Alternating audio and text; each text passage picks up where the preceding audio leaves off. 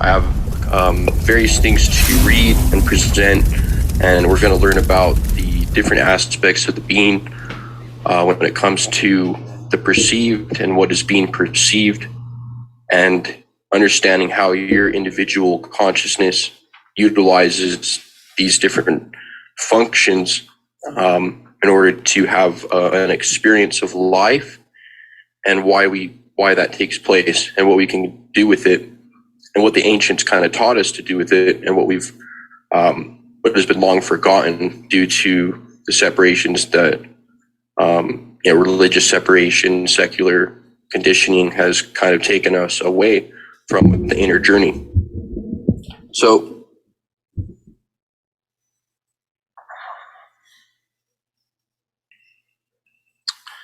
just to go over some things to ponder. So throughout the day-to-day of life, we can live unconsciously.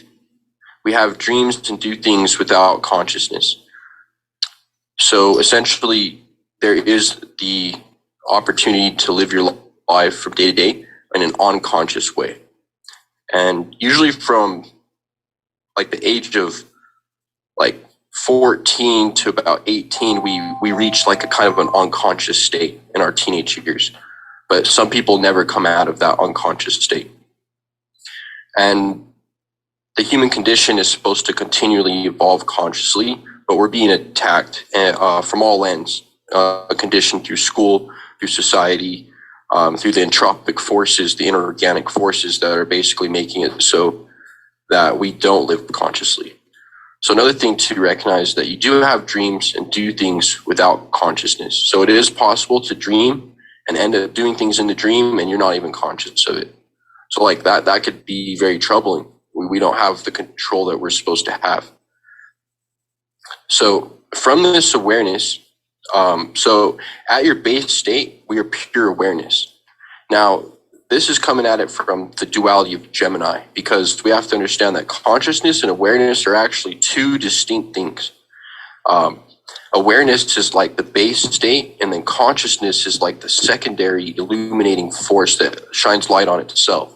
So at your highest state, you're pure conscious awareness. At the kind of base state from our evolution, spiritual evolution, we're just like awareness.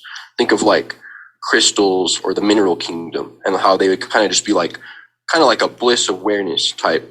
And then from that awareness, we form that higher levels of consciousness, just using it as a metaphor. So through consciousness, we can actually increase our awareness. And the merging and rounding out of both of them is the great work of alchemy. And this gives birth to that super consciousness. And that super consciousness would be like the father or the mother, the highest aspect. It's like the super soul that emanates and creates all the individual super souls that manifest the Adam and Eve monads that we all are. So we manifest as those. So we can actually exercise this, because once increased, consciousness can be taken to the realm of dreams, and one can have conscious actual experiences in those realms.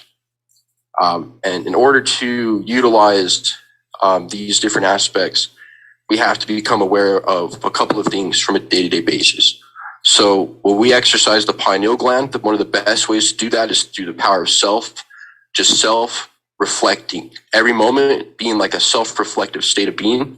And by doing that, you'll actually be able to, being in that state of being takes you to like a 0 point energy, which is your center, which would be to me like the center of the sine wave or the line. And from that point, you can witness your thoughts, emotions, and behaviors as if you were not, that you're actually like from a third person perspective. So you have the witness that is perceiving the being. So you're seeing your Malkuth ego, your entity, the name, the form, the physical body. Then you have the witness that's watching that. And then above the witness is the being. See, a lot of people stop at the witness or stop at the mind. The truth is, the being uses the intelligence and the mind, but the being is above it. The soul is above the intelligence is above the mind is above the emotions are above the body.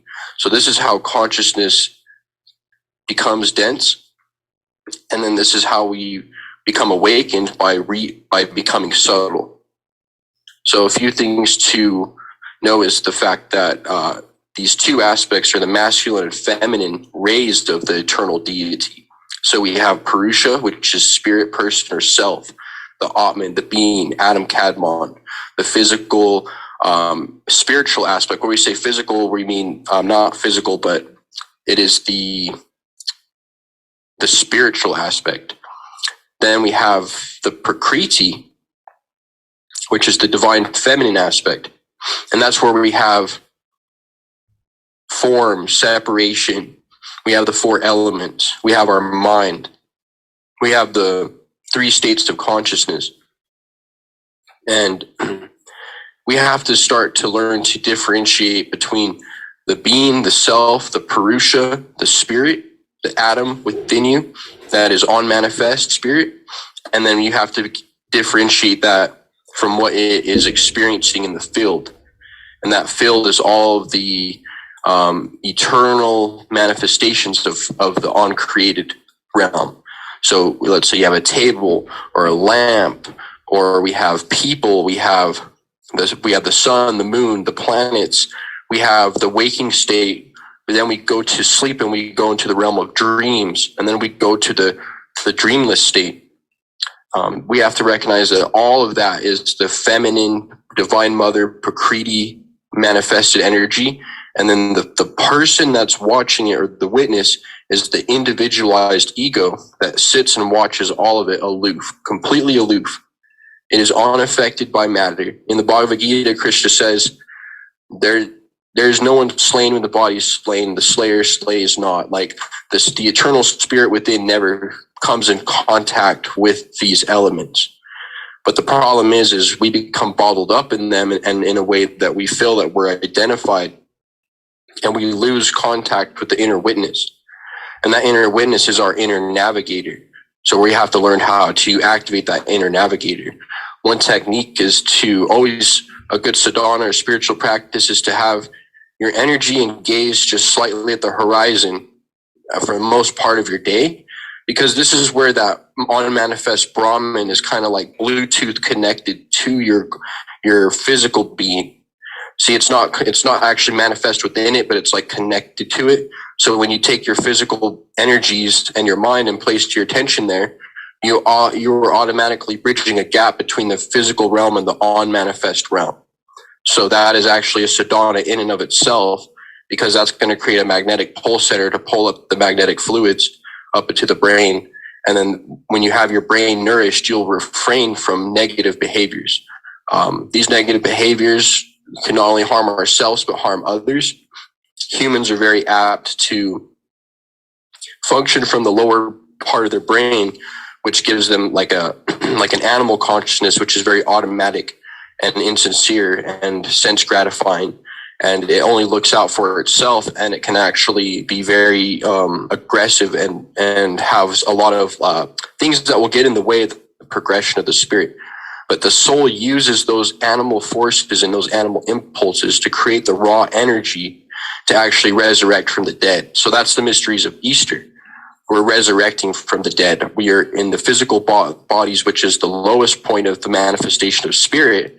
And just like when you throw like a ball up really high and then it reaches its highest point, stops and comes down, this is kind of like the lowest point down before it goes up. So think of it like a yo-yo.